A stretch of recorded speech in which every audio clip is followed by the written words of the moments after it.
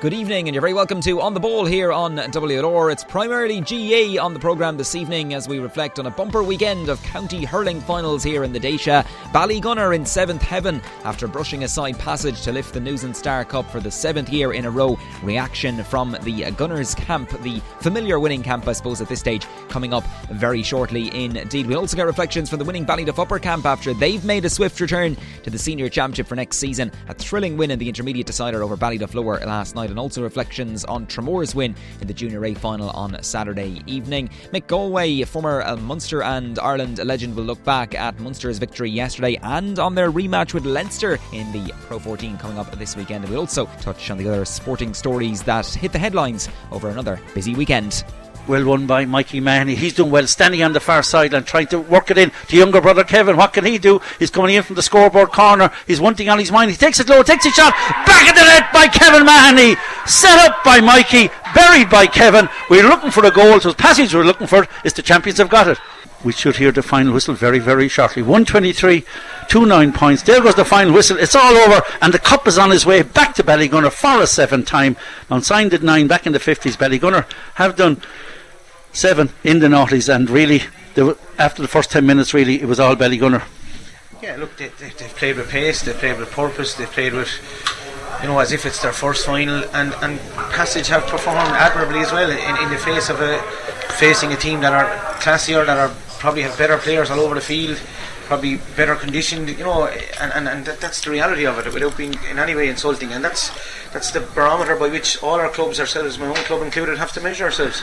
Yes, indeed. You're very welcome along into the programme. You got a flavour there of the full-time whistle from yesterday's action in Walsh Park, being called by our commentary team, Kieran O'Connor, and former Daisha manager Derek McGrath. And before that, the only goal of yesterday's county final even came from young Kevin Mahony, playing in his first decider. He notched 1-3 as Ballygunner clinched 7 in a row with a 17-point win over their neighbours Passage in Walsh Park. Pauric Mahony and Desi Hutchinson hit a combined 12 points tally there as the Gunners put in another virtuoso display. First half goal from Kevin Mahony, who finished with 1-3, helped the holders on their way to a convincing win against a Passage side whose wait for a first senior county title since 2013 goes on. The Gunners were quickest out of the traps there, opening up a 5-point lead in the first 10 minutes with 4 different scorers contributing to the tally. Pauric Mahony, Hutchinson, Peter Hogan, who notched 4 from play, and Kevin Mahony all chipping in with scores. Mikey Cummins kept Passage in touch. They battled gamely throughout. He notched 5 frees, but again, Ballygunner's hunger and desire absolutely second to none,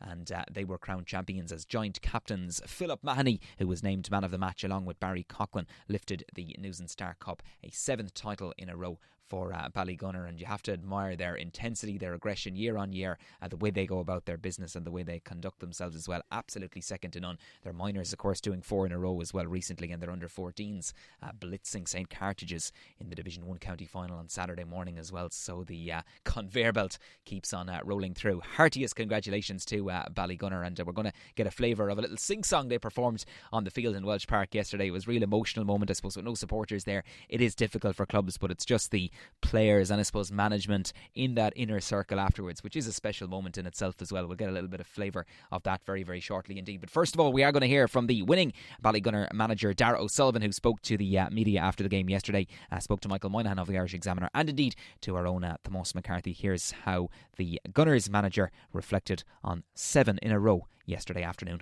Listen, they're a young team, they're going to be back again. They started out this year, I think they had 5 or 6 lads that they weren't available to them, and to get in the county final, fair play to them. And the likes of Owen Riley and Mikey Cummins and these lads, and there's serious hurlers coming through. Mark Fitzgerald next year is going to make a massive difference to that team. Waterford are really looking forward to seeing that lad, But listen, look, it is what it is. As Barry said, we're thrilled again. 7 in a row, it's a phenomenal achievement for that group of players. It's down to how hard they work, it's down to the standards that they set themselves.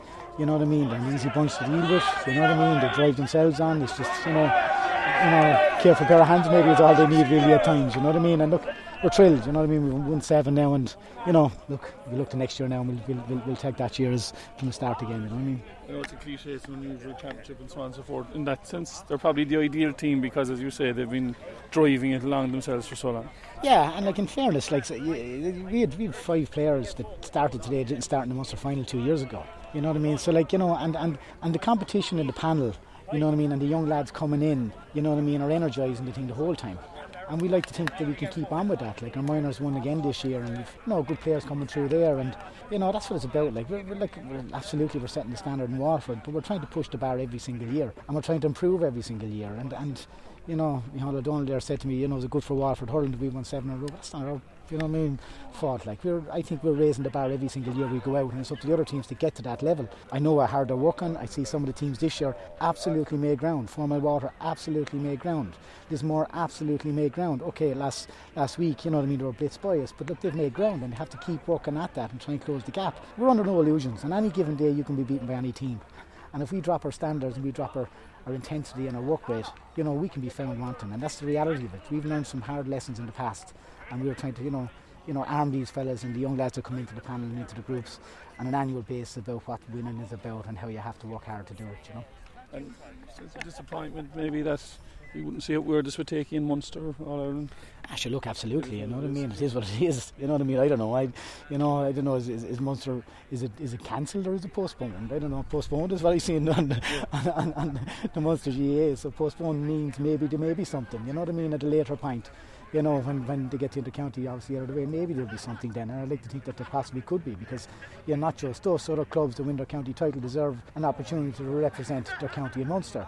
And I think the GAA mustn't lose sight of that, so look, hopefully the GAA might come to something. Listen, they have a lot to deal with at the moment. I don't think putting something else on their table at this point in time would make any sense whatsoever. Like, they want to get the club championships finished first, then the inter-county, and hopefully we can get on top of this thing, and it won't be a problem. Maybe in the early next year they may be able to play something from a provincial perspective, Is that something you'd like to see, Darragh, a provincial series maybe in the new year once the inter-county season is over? Yeah, I would, absolutely. You know what I mean? The reality of it is, like, we've earned the right to represent Waterford, you know what I mean? And the other teams will earn the right to represent their county. So hopefully the county or the GAA can see some chink of light there. But at the moment, look, I'm not, I'm realistic. I don't think they're going to be at the moment. But things can change, and things can change very, very quickly. So I certainly wouldn't be putting a line through it. The fact it's postponed at the moment, I think, is the way to leave it.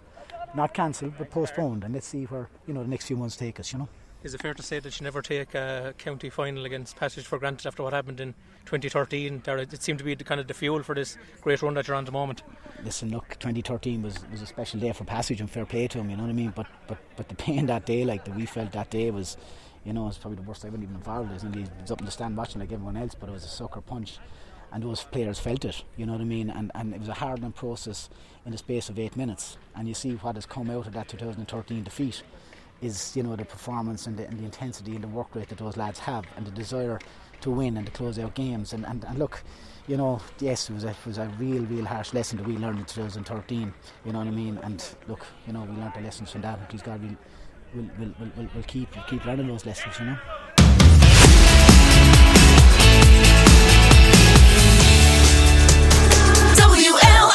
Ballygunner manager Darragh O Sullivan speaking there, and a nice reference at the start as well to pay tribute to Passage and the great year they've had, of course, in reaching the final. Some phenomenal displays, particularly their quarter-final win over Roanmore and their thrilling semi-final win over Mount Sion as well. A lot of ground made by Michael Welch's charges, and plenty of young talent coming through in Passage as well, so commiserations to them, but no doubt they will be back in the not-too-distant future. We are going to hear now from Pauric Mahony, the Ballygunner sharpshooter, razor sharp again yesterday, as always, both from frees and indeed from place balls, bringing other players into the action as well. He notched 8 points yesterday, 5 coming from frees for the Daisha captain. But just before we hear from Pauric, who chatted with Tomas McCarthy before Ballygunner went up to accept the cup, they performed a little sing-song after the final whistle in Walsh Park yesterday. The famous song Red is the Rose in a pre-match, post-match huddle even, with the News and Star Cup in the middle of it. I know you've probably seen the videos doing the rounds on Facebook and Twitter and on all social media last night, but just said I'd play this to give you a little flavour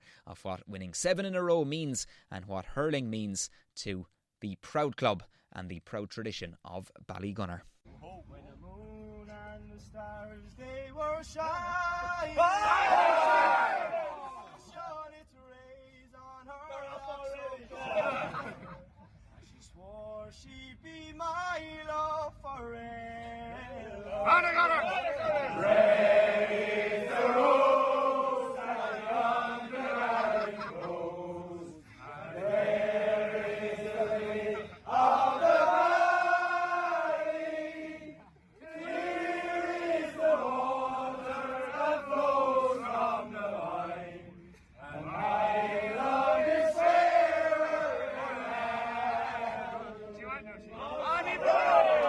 look, it's special with the year that's in it as well, you know. I suppose it's tough times for everyone. We obviously had a family affected start of COVID, and you know, I suppose we kind of put everything into reality really, and we just said when we came together that we were going to just give absolutely everything, and we're delighted that we got over the line here today. You know, it's a special feeling, like they all are really. Yeah, you're affected by COVID, Pauric. Can you talk us through that? Tom Gallagher's family there were one of the first families in Waterford to suffer from it, and so you know, I think that kind of as we said, like we obviously were under extra measures in place up in the club, and you know, at times we probably thought, were we going to get onto the field at all this year, the way things were going, and we're just delighted. At one stage it looked like there was going to be no championship, so we said, like, you know, 6 weeks ago when we went back, and I think Philip actually said on the field, like, this will be one of the specialist ones if we can get over the line with everything that's going on. And you know, I think that really kind of, you probably see it in our body language on the field the last 3 games. It was, you know, we were never so motivated, and it's all worth it now. It's been extra special as well to have 4 Mahony brothers on the field today, Pauric. That's a first for you today. Yes, Kevin obviously getting the chance this year, and I think, I don't know, to get a goal, a point or two there today. So a goal and 3 from play. Goal and 3, he held himself well. So so yeah, look, we're just delighted, we really are, and obviously it's great for Kevin and Ty Foley on his field for the first championship, and Darragh O'Keefe got onto the field at the end of the game. So you know, I suppose there's new lads been kind of getting their chance, and they're more than capable of doing it when they're given it. Just a final question, Pauric. Your beloved Liverpool collected the championship behind closed doors. Now you're collecting the county championship behind closed gates. Yeah. It does feel a little bit different, doesn't it? Absolutely, it is. It is a little bit different, but I suppose it's the same group of players, it's the same fellas that are training every January, February, March. It's the same. You know, you look around the backroom team, the likes of, you know, you don't even need to start naming Murrayfield, Mick Power, Eddie Flynn, the management team. Then, you know, David Franks has been 4 years now at this stage, and he's like one of our own. Darragh, manager. You know, it's just a real group effort, and we're just delighted, we really are. Yeah, nice touch there from Pauric Mahony. Very emotional piece there. Thanks to Tomas for that, as well as Ballygunner did 7 in a row, and before that we had the Ballygunner sing song there. They're well able to sing as well as play hurling, judging by that performance post-match yesterday in the huddle. But I just thought that was worth sharing with you this evening as the celebrations continue out there in Ballygunner. And just before we go to our ad break, another big moment yesterday came after the game when Gunners forward JJ Hutchinson announced his retirement from senior club hurling in the huddle after the county final yesterday. JJ, phenomenal ambassador. What a great dual player he is. He spent 16 seasons in a red and black shirt. Came on yesterday as well and got to share the final few moments with his brother Desi as well, which was a great touch. Brilliant ambassador, great hurler as well, and no doubt we'll see him at various other levels, intermediate maybe in the junior over the coming years. But congrats on a fantastic senior club career at JJ Hutchinson. And he also spoke to Tomas after the final whistle. Every good thing comes to an end, you know. I didn't know, like, it was hard coming back, you know, when you get into your mid-30s, you know, that I am now. So look, but I said I'd give it one more rattle, and thankfully I got game time alongside Desi today. I'm usually coming on for him, but we got game time together, so it just feels like the right moment. So you know, it's not goodbye to the club, it's just to the senior band. We love Waterford. We are WLR.